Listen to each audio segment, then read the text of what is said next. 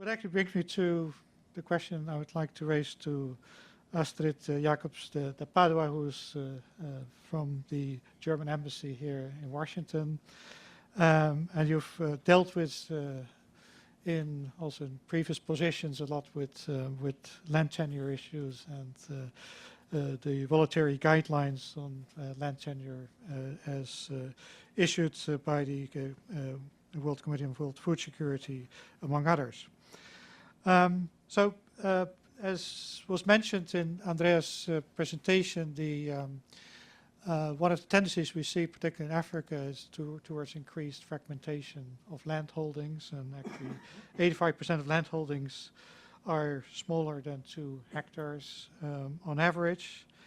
And the report argues that fragmentation is holding back productivity growth, as access to land is poorly arranged and property rights are seen to be part of the problem, especially also for female farmers.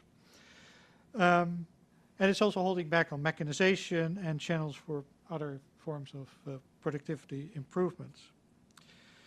So having said this, should we welcome some more recent trends, as noted in part of the report, that show that some African countries, like in Kenya, there's been a rise of medium-sized farmers, which partly has been stimulated by urban investors and also by foreign investors that have been acquiring agricultural land.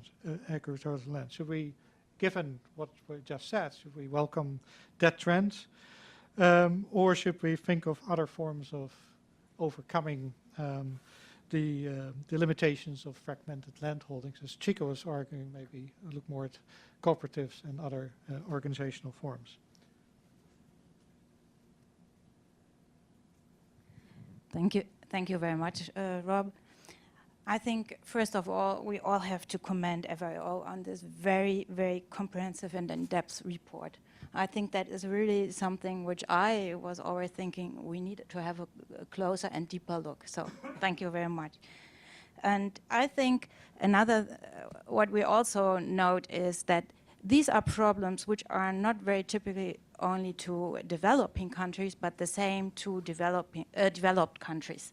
You know, we have SDG 2 and 3, and there are really issues which are for all countries. And in my country, Germany, we have the same. And we are a country where we have relatively balanced population between the countryside and cities, and we have a lot of smaller cities. But even though, and you mentioned that, Francisco, before, that one major point is services. So I can only agree on that. So the divide is getting bigger, and I guess the question towards me is more, what can we do to keep the people on the countryside? You know, what to do?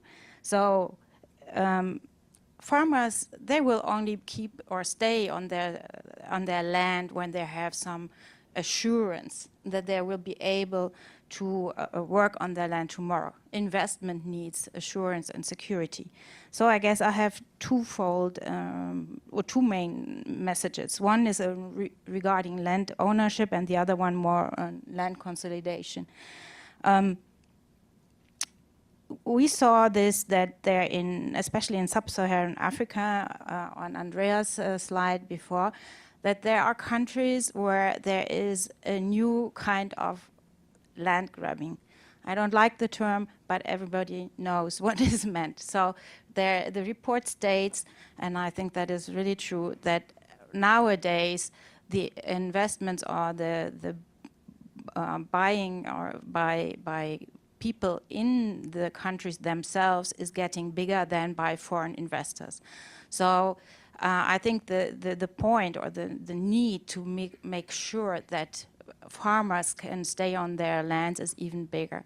So what can we do from an international perspective, and trying, as I said, we all have encountered the same problems, and getting more to a partnership aspect. I think it's basically a question of governance. So we have to look at governance. And therefore, we decided as a German government, we would like to help develop international frameworks to get these kind of rules to be accepted by all. And after, I think, if you look at it, the process of developing the voluntary guidelines for access to land took 2 years. This has been approved by the General Assembly. And we had a large fight with the non-governmental organizations if it is really enough to have just guidelines. But I think that it was a good decision, because if you try to negotiate a treaty or an agreement, you will never finish. And now, as lawyers, we all know that voluntary guidelines at one point become law. So I think this is a tool, or there are a lot of tools in a big, huge case, where we can, as civil society, as governments, really ask for accountability. And I think is one of the key principles for governance, and to help not to redistribute the land in the wrong way. We need transparency, we need participation, we need non-discrimination, we need accountability, we need empowerment and rule of law. And in this sense, I agree that we have to invest in farmers as human capital. We have to help them to know their rights, and then even to be able to fight for their rights. Coming back to Wilemna's point, conflicts before, I have the voluntary guidelines with me here, and there is a chapter on conflicts with it. I mean, there were more thinking on conflicts between farmers and investing companies or so. But we had large discussions when we negotiated these guidelines.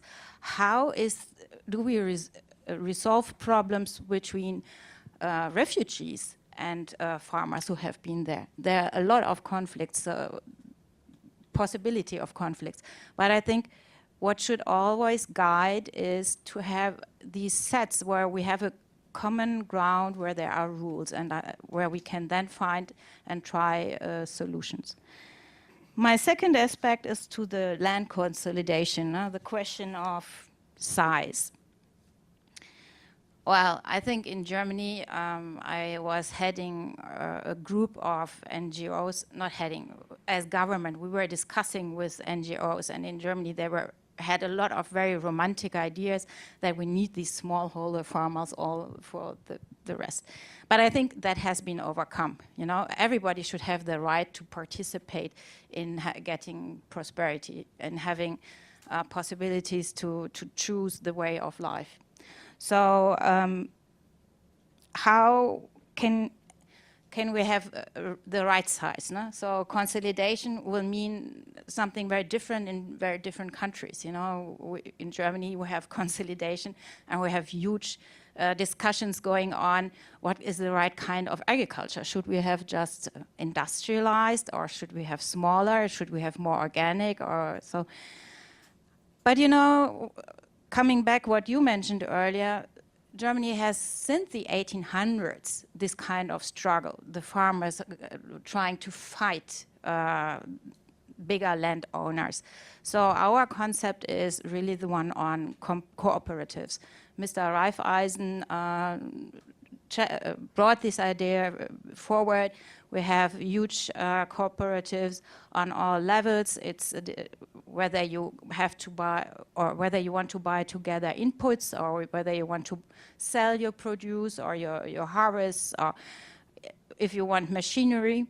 I think machinery is a little bit an outmoded word, because we are getting to have a lot of new technologies. So how do we make available these new technologies to farmers? Maybe it's getting even easier because they might not be as expensive, or because the machines are getting smaller. So what we see is that these kind of cooperatives depends very much also on the sectors. You know, there are sectors like, for example, dairy, where you always have a much more natural way to go to a cooperative, because there's much more need. You have the milk, you want to get rid of it, so you have to find someone who's going to process it for you. So then you need always more people together. Insurance is another one where it's easier for people to come together. Well, I guess it's always the same. There's a lot of human questions in the middle. Well, one is education. I guess if you want to work together, it's trust. So, thank you.